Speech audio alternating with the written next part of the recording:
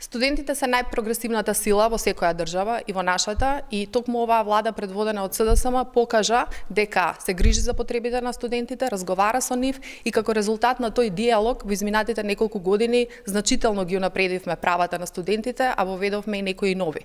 Да не заборавиме дека во изминативе години за скоро дупло го зголемивме износот на стипендиите, воведовме нови категории на стипендии, воведовме и нови стипендии за средно стручно образование. Студентите не беа изоставени ни од пакетите за антикризни мерки, се со цел да се излезе во настока на унапредување на студентскиот стандард и нивните потреби. Да не заборавиме исто така дека субвенционираниот студентски оброк е нешто што токму оваа влада предводена од СДСМ го воведе. Ова право не постоеше порано.